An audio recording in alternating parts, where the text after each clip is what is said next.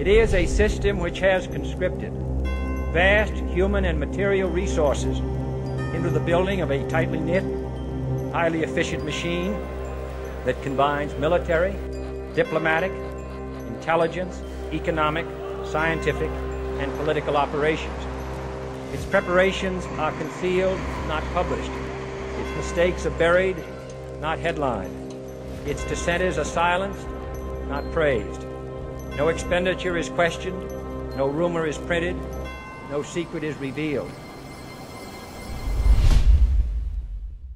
In 2007, a small independent documentary unveiling the breakdown of marijuana prohibition entered the North American Film Festival circuit.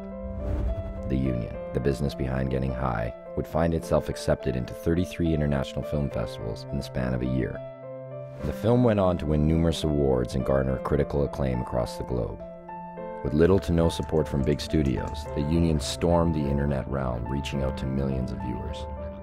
Witnessing this overwhelming response, the filmmakers took it upon themselves to evolve the documentary from a simple motion picture into the beginnings of a movement. And so, the Union's social networking Facebook page was born, quickly growing to serve over 35,000 active users. Armed with groundbreaking numbers on what many had said to be a dead topic, distributors and broadcasters were forced to take notice. 5 years after conception, the Union and the issue of cannabis prohibition was launched into the mainstream as the film was released into video stores, universities, and media outlets across the world. With newfound exposure, the film went on to claim the attention of Canada's highest level of government, as it was chosen to be screened on Parliament Hill in order to educate senators and members of Parliament on the ramifications of marijuana prohibition. The rest is history. Now in the twilight of a public shift of awareness, the Union's makers have set into motion plans to create what they hope to be the most prolific and relevant marijuana documentary to date. The follow-up film to the Union, entitled The Culture High. Having had 6 years to grow, to adopt new stories, new heroes, new villains, and an entirely evolved insight into society and who we are as a human species, The Culture High will break down the boundaries that prevent marijuana prohibition from being stripped down to its very core. Are we least effective when lost in the emotion of group mentality? Has the emergence of the internet equalized the political playing field? The Culture High will raise the stakes with some of today's biggest celebrities, gain access to previously unattainable footage, and reveal incredibly moving testimonies from both sides of the spectrum.